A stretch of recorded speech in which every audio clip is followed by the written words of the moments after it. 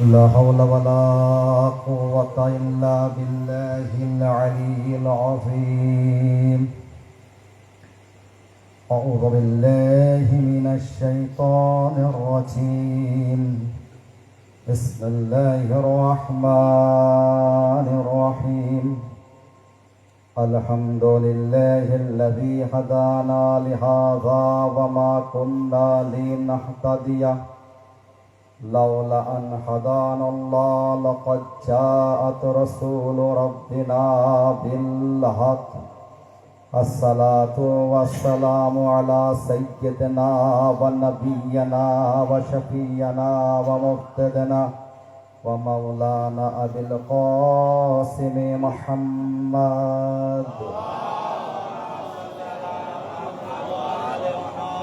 وآله الطيبين الطاهرين المعصومين لعنة الله على أعدائهم أجمعين من يومنا هذا إلى قيام يوم الدين. أما بعد فقد قال سبحانه وتعالى وتبارك في كتابه المبين. بسم الله الرحمن الرحيم.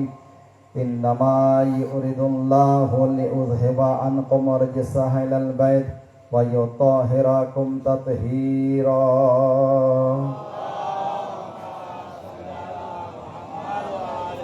وقال رسول الله صلى الله عليه وآله وسلم فاطمة بضعة مني فمن آذاها فقد آذاني. صلوات. بسم الله الرحمن الرحيم. اللهم كل وليك الحجة ابن الحسن صلواتك عليه وعلى آبائه في هذه الساعة وفي كل ساعة وليا وحافظا وقائدا وناصرا ودليلا وعينا حتى تسكنه ورزقك طوعا وتمتعه فيها طويلا.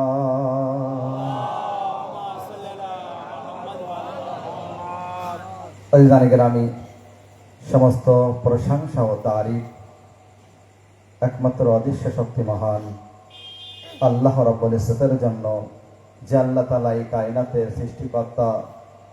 দরুদ ও সালাম বর্ষিত হোক মুহাম্মদ ওয়া আলে মুহাম্মাদের উপরে। আজিজ আইয়ামে ফাতেমিয়ার আজ দ্বিতীয় মজলিস। মাশাআল্লাহ, খুব সুন্দর পরিবেশ আপনারা এখানে তৈরি করেছেন এবং যত দিন যাচ্ছে এই প্রোগ্রাম সুন্দর থেকে সুন্দরভাবে আপনারা উপস্থাপন করছে আপনাদের যুবকরা। আল্লাহ তাদের তৌফিক দেখ যেন আরো সুন্দর থেকে সুন্দরভাবে যেন এই প্রোগ্রাম করতে পারে এবং বিবি জাহেরা যেন এই মেহনতকে, আপনাদের কষ্টকে যেন কবুল করেন। আজিজ আইয়ামে ফাতেমিয়ার গুরুত্বর বিষয়ে কিছু কথা বয়ান করার কথা ছিল। আইয়ামে ফাতেমিয়ার বিষয়ে উলামায়ে কারাম, মুজতাহিদ, আয়াতুল্লাহদের প্রচেষ্টায় আজকে আপনারা দেখেছেন দুনিয়ায় কোনায় কোনায় এই আইয়ামে ফাতেমিয়ার প্রোগ্রাম বড় থেকে বড় হচ্ছে, আর যত দিন যাবে আরো হবে।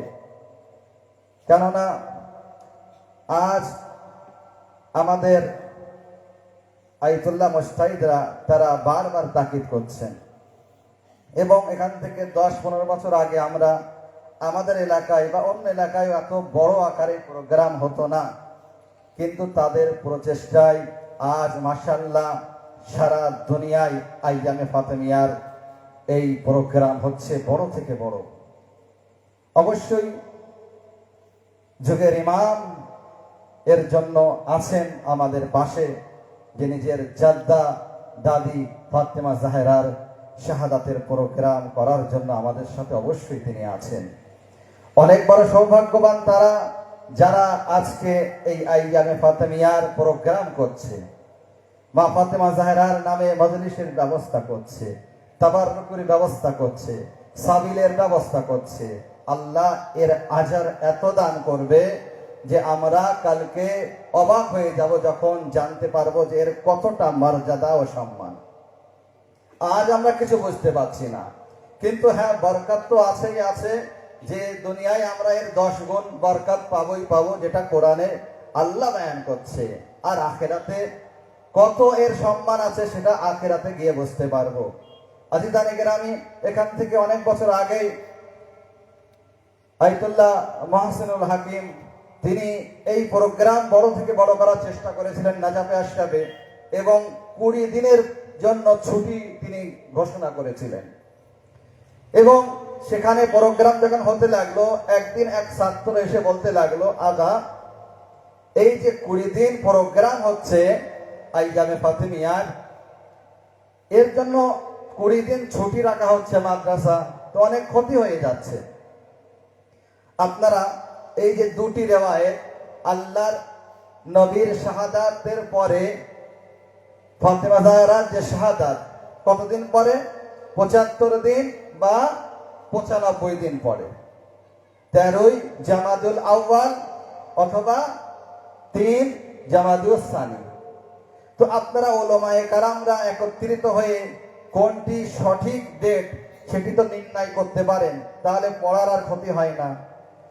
তখন এই কথা শোনার পরে আয়াতুল্লাহ মহসিনুল হাকিম চুপ হয়ে গেলেন। একটু পরে তখন বলতে লাগলেন এবং চোখ দিয়ে অশ্রু ভাবতে লাগলো যে এই যে প্রোগ্রাম হচ্ছে, আমরা আইয়ামে আজাই কত প্রোগ্রাম করি, মজলিস করি, কিন্তু এই যে আইয়ামে ফাতিমিয়া, ফাতেমা জাহরার শাহাদাত, এটাও অনেক বড় দুঃখের দিন আছে। কমসে কম এই বাহানায় বিবি জাহরার নামে 20 দিন প্রোগ্রাম হচ্ছে, মজলিস হচ্ছে, এটাই তো অনেক বড়। সাল্লাল্লাহু মুহাম্মদ ওয়া আলি মুহাম্মদ। আজিজানে কেরামি, এর কতটা মর্যাদা একটি হাদিসের মাধ্যমে বোঝাতে চাই। যখন জাবির ইবনে আব্দুল্লাহ আনসারী একদা পঞ্চম ইমাম মুহাম্মদ বাকির আলাইহিস সালামের কাছে এসে বললেন,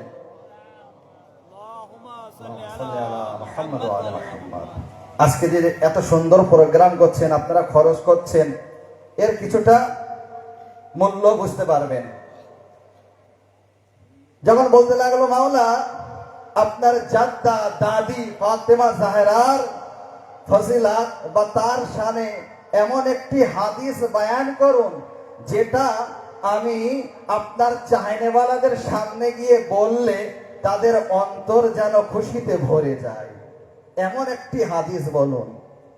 যখন জাবির ইবনে আব্দুল্লাহ আনসারী যখন এই কথা যখন ইমামে মুহাম্মদ বাকির আলাইহিস সালামকে যখন বললেন, তখন আমার আপনার ইমাম বললেন, শোনো তাহলে কতটা মর্যাদা এই হাদিস থেকে বুঝতে পারবে। বলছে, বলুন মাওলা। বলছে, যখন হাসরের ময়দান হবে, হাসরের ময়দানে বলছে নবীদের মেম্বার লাগানো হবে, এবং সেখানে আমার আপনার নবী, বিশ্ব নবীর মেম্বার সবচেয়ে উঁচু হবে, এবং আমার আপনার নবী মেম্বারে এসে বসবে এবং এমন খুতবা তিনি দেবেন যে সমস্ত নবীরা অবাক হয়ে যাবে। তারা এমন খুতবা দেওয়া তো দূরের কথা, কোনোদিন শোনেইনি। বলছে এরপরে নবীর ওসিদের মেম্বার লাগানো হবে, অলিদের মেম্বার লাগানো হবে। বলছে তার ভিতরে আমার আপনার মাওলা আলী ইবনে আবি তালিব আলাইহিস সালামের মেম্বার সবচেয়ে উঁচু হবে, এবং মাওলাকে বলা হবে ওই মেম্বারে বসার জন্য। মাওলা আসবেন, আসার পরে এমন খুতবা দেবেন যে কোন নবীর ওসি বা ওলিরা এমন খুতবা শোনেনি, অবাক হয়ে যাবে। আল্লাহু আকবার। বলছে তারপরে বলছে মেম্বার লাগানো হবে কাদের? নবীর সন্তানদের, ওয়ারিসদের। তো বলছে সেখানে মাওলা হাসান হোসাইনের মেম্বার এমন উঁচু হবে যে অন্য কারোর হবে না। তারা যখন খুতবা দেবেন তো বলছে সমস্ত নবীরা, নবীদের ওয়ারিসরা অবাক হয়ে যাবে, এত সুন্দর খুতবা। আল্লাহু আকবার। বলছে এরপরে এমন একটি সময় আসবে যে মুনাদি আওয়াজ দেবে। কি আওয়াজ দেবে? আইনা ফাতেমা, ফাতেমা কোথায়? আইনা খাদিজা, খাদিজা কোথায়? আইনা মারিয়াম, মারিয়াম কোথায়? আইনা আসিয়া, আসিয়া কোথায়? আইনা সারা, সারা কোথায়? আইনা কুলসুম, উক্তে মুসা, মুসা নবীর বোন। যখন আওয়াজ দেবে তারপরে আসবে, এবং যখন ফাতেমা জাহরা হাসরের ময়দানে যখন আসবেন, প্রবেশ করবেন, মুনাদি তখন আওয়াজ দেবে, হে মেহশারবাসী, তোমরা নিজেদের মাথাকে নিচু করো, চোখকে বন্ধ করো, ফাতেমা জাহরা হাসরের ময়দানে আসবে। আসার পরে যখন ফাতেমা জাহরা একটি কথা বলবে, কি কথা বলছে? ফাতেমা জাহরা জানতে চাইবে যে আমার মর্যাদা এখানে প্রকাশ করা হোক, এবং সেখানে বলছে ফাতেমা জাহরার আরো অনেক কথা আছে, যে মাওলা হাসান হোসাইনের শাহাদাতের দৃশ্য তুলে ধরা হবে, কিন্তু যেটা ফজিলাতের কথা বয়ান করতে যাচ্ছি সেই টুকরোটি বয়ান করছি। এরপরে যখন ফাতেমা জাহরাকে যখন হুকুম দেওয়া হবে যাও জান্নাতের দিকে, যখন ফাতেমা জাহরা জান্নাতের দিকে যখন যাবে এবং জান্নাতের দরওয়াজায় গিয়ে দাঁড়িয়ে যাবেন বিবি, যাওয়ার পরে বিবি জাহরা বলতে লাগবেন, এ আমার পরওয়ারদিগার, আজকে তুমি দেখিয়ে দাও এই জাহরার কেমন সম্মান আছে, আমি একটু দেখতে চাই, আর মেহশার বাসু একটু দেখো জাহরার কতটা সম্মান, দুনিয়ায় তোরা দেখিনি, এখানে দেখো। যখন এমন কথা বলবে তখন আল্লাহ তাআলা কি বলবেন, যে ফাতেমা তুমি যাও ওই হাসরে গিয়ে দেখো কার কার অন্তরে তোমার মহব্বত বিন্দু পরিমাণে আছে, তাদের হাত ধরো আর জান্নাতের ভিতরে নিয়ে যাও। আল্লাহু আকবার। বলছে যখন এই হাসরের ময়দান থেকে যখন বিবি জাহরা নিজের চাহিনাওয়ালাদের বেছে বেছে খুঁটে খুঁটে নিয়ে যাবে জান্নাতের দিকে, বলছে যখন নিয়ে যাবে তো আল্লাহ তাআলা নিজেই তাদের অন্তরে হুকুম করবে যে তারা প্রশ্ন করবে। কি প্রশ্ন করবে? জাহরার চাহিনাওয়ালারা, যে আমার পরওয়ারদিগার, আমরাও জানতে চাই যে জাহরার চাহিনাওয়ালাদের মান্যকারীদের কেমন মর্যাদা, কেমন সম্মান এখানে দেখানো হোক। তখন বলছে ঠিক আছে, আল্লাহ তরফ থেকে আওয়াজ আসবে। কি বলছে? তোমরা যাও এবং দুনিয়ায় জাহরার নামে, ফাতেমা জাহরার নামে যারা তোমাদের পোশাক পরিধান করিয়েছে, খাদ্য খাইয়েছে, তাদের হাত ধরো আর জান্নাতে নিয়ে যাও। আল্লাহু আকবার। আইয়াম ফাতেমা খরচ করছেন না? তো বলছে যারা ফাতেমার নামে, জাহরার নামে পোশাক পরিধান করিয়েছে, খাদ্য খাইয়েছে, তাদের হাত ধরো আর জান্নাতে নিয়ে চলে যাও। এরপরে এটা তো যাদের কাছে অর্থ আছে তারা তো পারবে, কিন্তু যাদের কাছে অর্থ নেই তারা কি করবে? তখন বলছে, আবার বলা হবে যে যারা জাহরার নামে পানি পান করিয়েছে তাদেরকেও জান্নাতে নিয়ে যাও।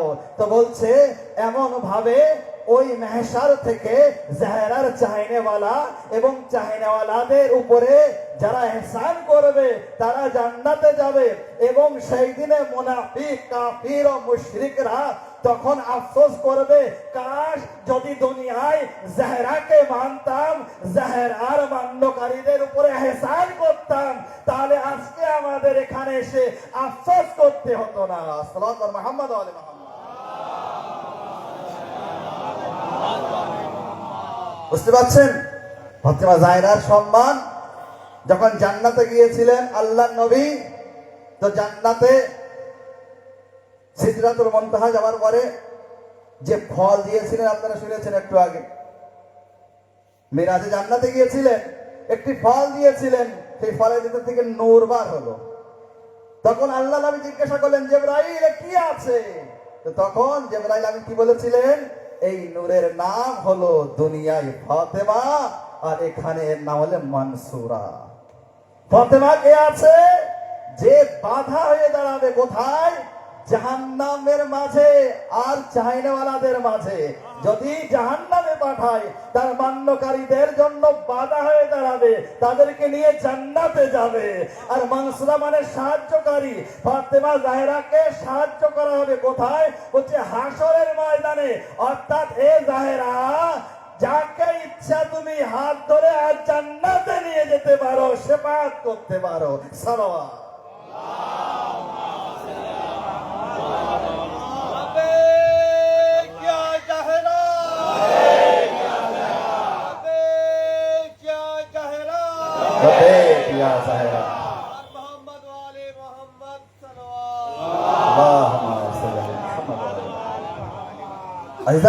মা ফাতেমা জাহরার সম্মান দেখুন। পাক ও পবিত্র বিবি আছে। আমি বলো ফাতেমা জাহরা কাবার থেকেও পাক। হয়তো অনেক আশ্চর্য হচ্ছে, কিভাবে সম্ভব? ফাতেমার কোথায় কাবা, আমাদের কেবলা, সেদিকে ফিরে নামাজ পড়ি আমরা, কিভাবে তার থেকে বেশি পাক হতে পারে, শ্রেষ্ঠ হতে পারে? হ্যাঁ, এটাই সত্য। এর উপরে কোরআন দলিল আছে। কতটা পার্থক্য আছে দেখুন ফাতেমা জাহরার পবিত্রতার ভিতরে আর কাবা শরীফের পবিত্রতার ভিতরে কতটা পার্থক্য আছে। তো শুনুন, তো বলছে আল্লাহ তাআলা ইব্রাহিম ও ইসমাইলকে হুকুম করেছিলেন, তো হেরা বাইতি, আমার ঘরকে পাক রাখো। আমার ঘর অর্থাৎ কাবা ঘরকে পাক ও পবিত্র রাখো। আর জাহেরার বিষয়ে কি বলছে? আহলে বাইতের বিষয়ে আল্লাহ কি বলছে? ইন্নামা ইউরিদুল্লাহু লিউযহিবা আনকুম রিজসা আহলাল বাইত ওয়া ইউতাহিরাকুম তাতহীরা। আল্লাহর কেবল মাত্র ইচ্ছা আহলে বাইতকে পাক ও পবিত্র রাখার, যেমন ভাবে তাদেরকে পাক ও পবিত্র রাখার হক আছে। এবারে পার্থক্য বুঝে নিন। আরে কাবা কতটা ভাগ আছে? আরে কাবা ততটা ভাগ আছে যতটা ইব্রাহিম ও ইসমাইল নবীর ভিতরে পাক রাখার শক্তি আছে। কাবা ততটা পাক। ফাতেমা কতটা পাক? ইব্রাহিম ও ইসমাইল নবী নয়, ইব্রাহিম ও ইসমাইল নবীর খোদার ভিতরে যতটা শক্তি আছে পাক রাখার, জাহেরা অতটা পাক আছে। সালাম।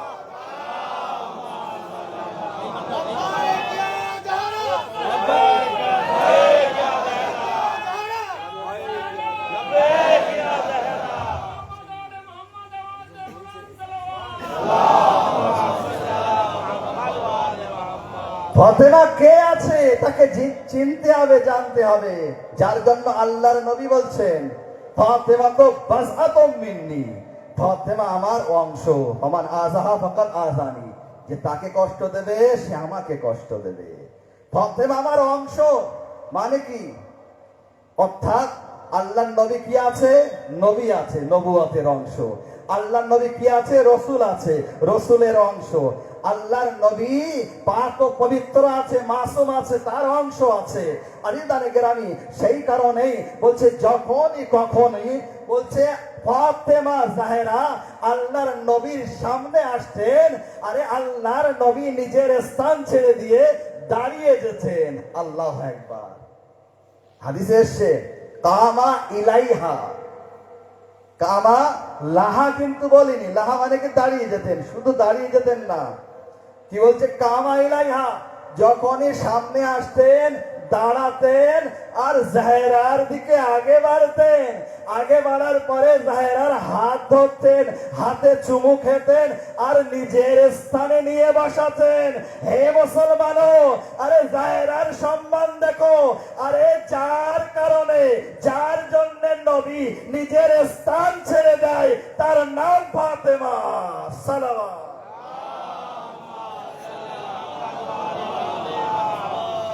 আজিজানে গ্রামী, ফাতেমা আমার অংশ আছে, নবীর অংশ। দেখুন দুনিয়ায় অনেকে বলে থাকে নবী আমাদের মতো সাধারণ মানুষ, বলে না? কোথায় নবী আর কোথায় আমরা? কিন্তু নবী কাদেরকে বলেছে আমাদের মতো?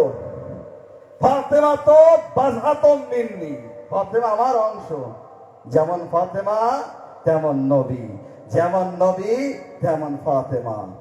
আনা ওয়া আলিউন মিন নূরিন ওয়াহিদ, আমি আর আলী একই নূরের দুই টুকরো। অর্থাৎ যেমন আলী তেমন আমি, যেমন আমি তেমন আলী। তারপর কি বলছে? হাসান ও মিন্নি ওয়ানা মিনহু, হাসান আমার থেকে, আমি হাসান থেকে। হাসান যেমন আছে আমি তেমন, তাই তো? হাসান আমার থেকে, আমি হাসান থেকে। এরপরে বিখ্যাত হাদিস মাওলা হোসাইনের, যেটা আমরা শুনে থাকি, হোসাইন ও মিন্নি ওয়া আনা মিনাল হোসাইন, হোসাইন আমার থেকে আর আমি হোসাইন থেকে। যেমন নবী তেমন হোসাইন, যেমন হোসাইন তেমন নবী। আজিজানে গিরামি, আল্লাহর নবী এদেরকে বারবার বলেছে এরা আমার অংশ আছে, আমার মতো আছে, আমার নূর আছে, আরে আমার মতো আছে। কিন্তু এই চারজন হাস্তি কখনো এমন কথা বলেনি, আরে কখনো ফাতেমা জাহেরা বলেনি বাবা আমার মতো আছে, কখনো মাওলা আলী বলেনি নবী আমার মতো আছে, কখনো ইমামে হাসান বলেনি আরে নানা আমার মতো আছে, কখনো হোসাইন বলেনি নানা আমার মতো আছে। আরে এরা বারবার এদের বিষয়ে আল্লাহর নবী বলেছে এরা আমার মতো আছে, কিন্তু এই চারজন কখনো বলেনি নবী আমাদের মতো। কেন? এই কারণে নবী বারবার বললেও কোনো ক্ষতি নেই, কোনো অসুবিধা নেই, কিন্তু আমরা যদি একবার বললি তাহলে অসুবিধা আছে। বলছে এই কারণে নবী বারবার বলেছে, আমরা না বলে নবীর রক্ত হয়ে একই নূর থেকে হওয়ার পরেও না বলে আমরা তালা লেগিয়ে দিয়েছি। যখন নবীর অংশ, নবীর নূর, নবীর রক্ত নবীর মতো হতে পারে না, কোন গুনাহগার ব্যক্তি নবীর মতো কিভাবে হবে? সালাম।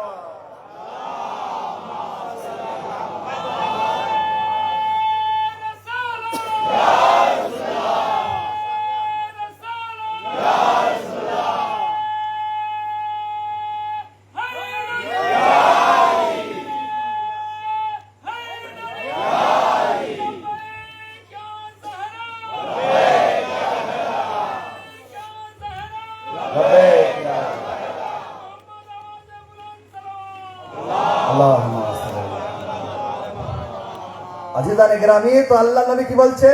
ফাতেমা তো বাজআতুম মিন্নি, ফাতেমা আমার অংশ আছে। আজিজানে গ্রামী, এখান থেকে বুঝতে হবে জাহেরার ফজিলত কেমন আছে। বলছে এখন কি হলো? নবী খুতবা দিচ্ছিলেন, মিম্বারে বসে খুতবা দিচ্ছেন, হঠাৎ দাঁড়িয়ে গেলেন। কেন? যে এই কারণে পরে জানতে পারলাম আমরা, সাহাবীরা বলতে লাগলো যে পর্দার আড়ালে মা ফাতেমা জাহেরা এসে দাঁড়িয়েছিলেন, তাই আল্লাহর নবী অনুভব করে সাথে সাথে দাঁড়িয়ে গেলেন। এই হলো ফাতেমা জাহেরার মর্যাদা। আজিজানে গেলেন ফাতেমা জাহেরা কে আছে?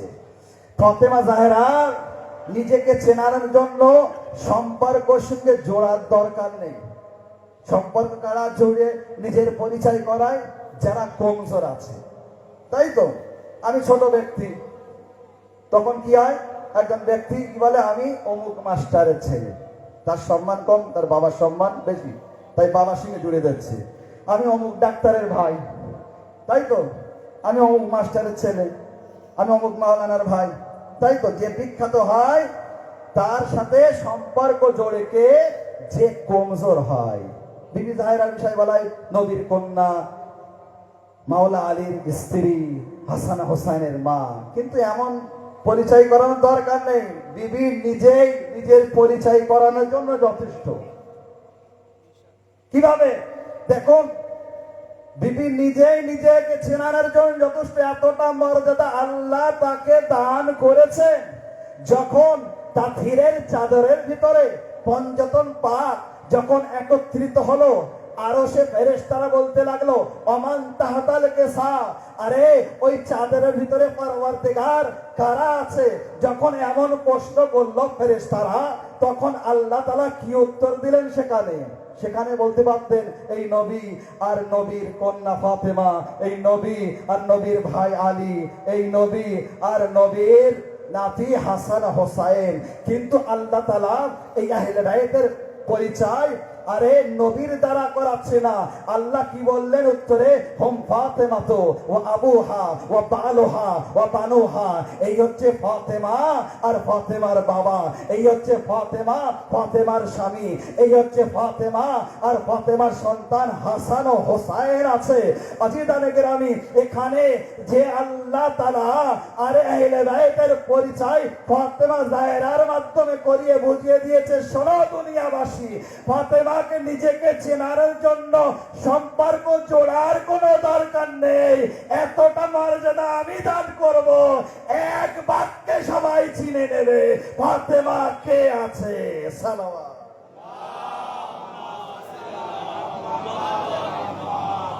আজিদানে গ্রামী, এই বলবি আমার পরবর্তীকার, ওই চাদরের ভিতরে তো আরো সম্মানীয় ব্যক্তি ছিল, নবীদের সর্দার, অলিদের সর্দার, জান্নাতের যুবকদের সর্দার, আরো 4 জন সম্মানীয় ব্যক্তি ছিল, 4 জন সর্দার ছিল, তাদের মাধ্যমে পরিচয় আপনি করালেন না কেন? তো আল্লাহ বলবে শোনো, আরে আমি চাইলে হয়তো পরিচয় করাতে পারতাম, কিন্তু আমি 1400 বছর পর্যন্ত এই পৃথিবীকে দেখছিলাম, আমি রাবিকে দেখছিলাম, বিক্রি হওয়া রাইটারকে দেখছিলাম।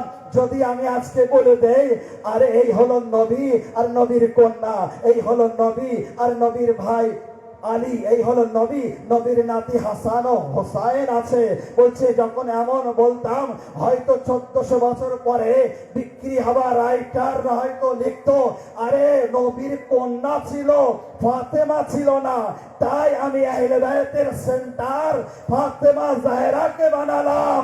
আরে আহলে বাইতকে যদি চিনতে হয় জাহরার মাধ্যমে চেনো, নবীর মাধ্যমে নয়। সালাওয়াত।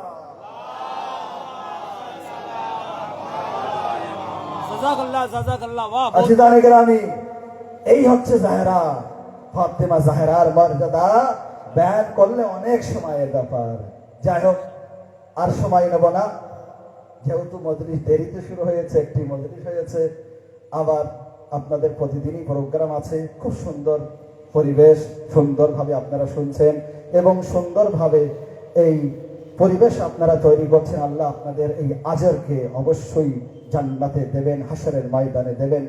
আল্লাহ অবশ্যই আপনাদের মেহনতকে কবুল করো।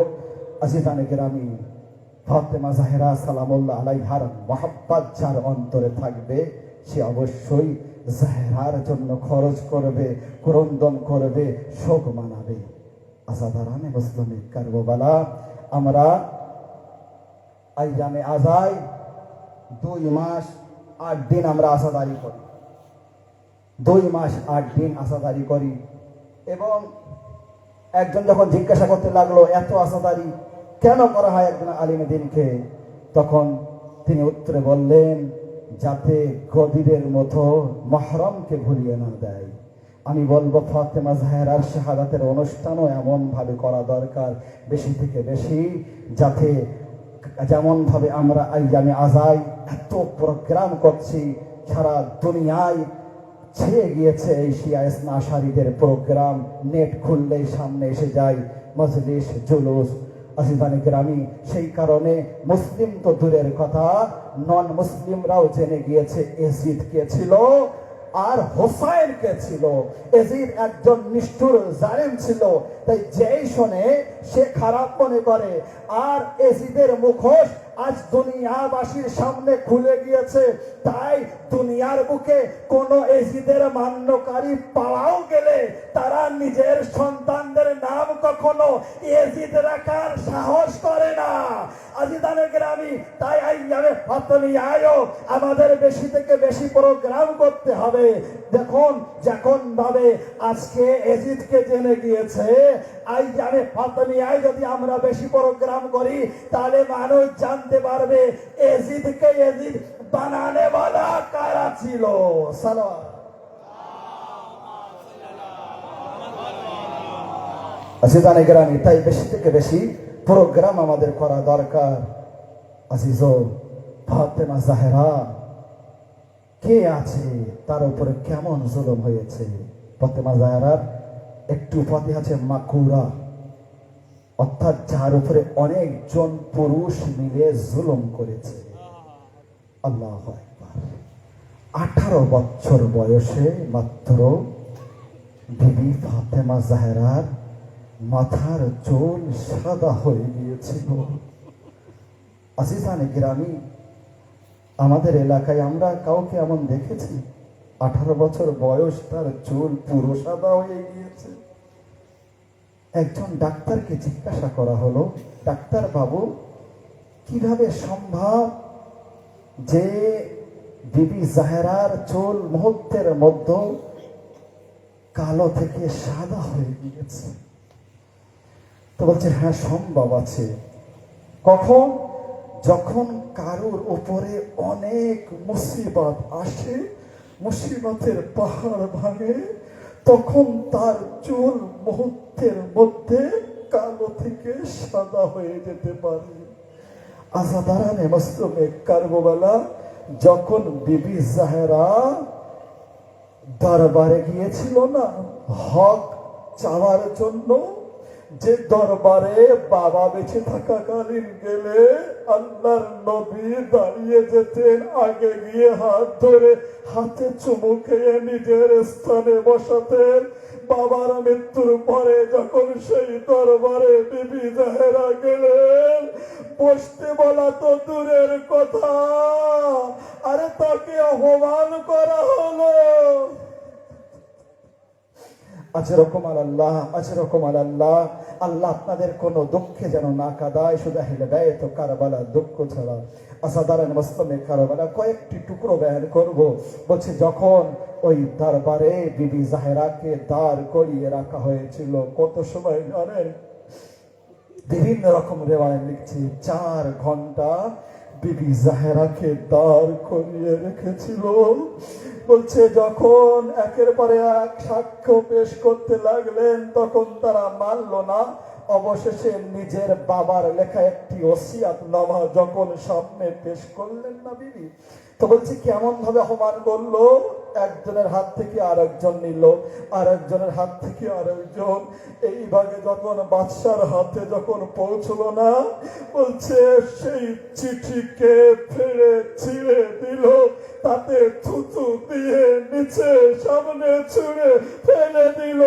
বিবি জাহেরা একবার কাঁদতে কাঁদতে বলছে, সেই টুকরো উঠাচ্ছিলেন, জবান দিয়ে একটি নাম বার হচ্ছিল, কি জানেন? আরে বেটা মেহেদি, বেটা মেহেদি, বেটা মেহেদি এসো, আর দাদির বদলা নিও। যেরকম আল্লাহ, যেরকম আল্লাহ। আর একবার আমার যুগের ইমামকে ডেকেছিলেন, আমার আপনার বিবি ফাতেমা জাহরা সালামুল্লাহ আলাইহা, যখন জালিমরা কাঠ নিয়ে আগুন নিয়ে যখন বিবি জাহরার ঘরের সামনে যখন আসলো এবং আবুল হাসানকে যখন ডাকলো, তখন বিবি জাহরা সালামুল্লাহ আলাইহা কি করলেন? বিবি জাহরা মাওলা আলীর সামনে এসে দরওয়াজার সামনে পিছনে আসলো। আসার পরে বলতে লাগলো, আরে আবুল হাসান বাইরে যাবে না। তখন বলতে লাগলো, আমরা তাহলে এই দরওয়াজায় আগুন লাগিয়ে দেব। কোন দরওয়াজায় আগুন লাগাবে? যে দরওয়াজার সামনে এসে আরশের ফেরেশতারা সালাম করে, আল্লাহর নবী সালাম করেন, আরে হাসান হোসেন যে ঘরে আছে সেই দরওয়াজায় আগুন লাগাবে? বলছি, হ্যাঁ সেই দরওয়াজায় আগুন লাগাবো। আসাদারানে মুসলিমে কারবালা। এরপরে কি হলো? একবার সেই দরওয়াজায় আগুন লাগানো হলো। বলছে, আগুন লাগানোর পরে সেই দরওয়াজায় লাঠির উপরে লাঠি মারতে লাগলো, অপেক্ষাও করলো না পুরো দরওয়াজা জ্বলার। বলছে, যখন লাঠি মারতে লাগলো না, যখন সেই দরওয়াজা একটু খুলে গেল, এক জালিম চাবুক নিয়ে আগে বাড়লো বিবি জাহরার হাতের উপরে, এমন ভাবে চাবুক মারলো, আরে বিবি সহ্য করতে পারলেন না, এবং জাহরার উপরে সেই জ্বলন্ত দরওয়াজা ফেলা হলো। যখন জাহরার উপরে জ্বলন্ত দরওয়াজা পড়লো, পেছনে দেওয়াল ছিল, দেওয়াল ও দরওয়াজার মাঝে বিবি পিষ্ট হতে লাগলো, আওয়াজ দিল পিস্তা।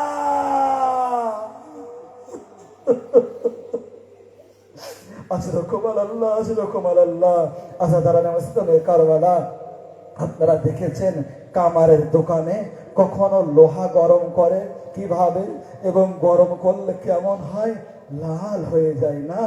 তো বলছে ওই দরওয়াজায় যখন আগুন দিয়েছিল না, ওই দরওয়াজায় একটি গোল পেরেক ছিল, জ্বলে লাল হয়ে গিয়েছিল। বিবি জাহেরার উপরে পড়ল, ওই পেরেক ফুটে গেল জাহেরার শরীরে। আওয়াজ দিল পিস্তা, আমার বয়সের শহীদ হয়ে গেল। বলছে আর কাকে আওয়াজ দিয়েছিলেন জানেন? জানে আলী অসহায়, তলোয়ার তুলবে না, বাবার সাথে ওয়াদা করেছে, হাসান হোসাইন ছোট আছে। একবার আমার আপনার যুগের ইমামকে স্মরণ করলে, বেটা মেহেদি এসো, আর দাদির কাতিলদের থেকে বদলা না।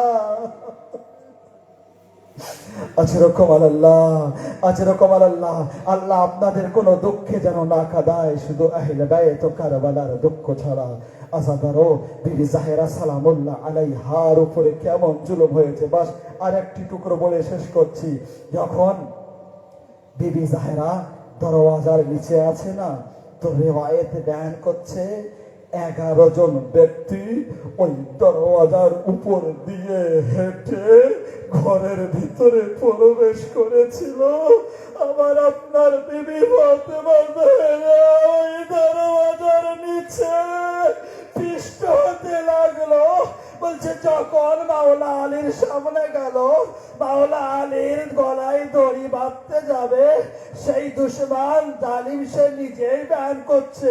বলছে জানি না কিভাবে বিবি জাহেরা উঠলো এবং আলীও আমার মাঝে আসলো, এবং সেই মাঝে আসার পরে দেওয়াল হয়ে দাঁড়ালো।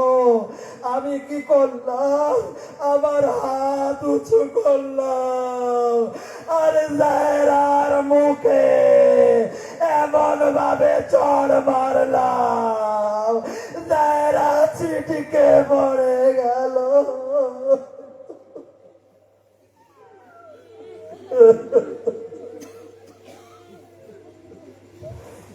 ইন্না লিল্লাহি ওয়া ইন্না ইলাইহি রাজিউন। রিজওয়ান বিকাসাহি ওয়া তাসলিমা।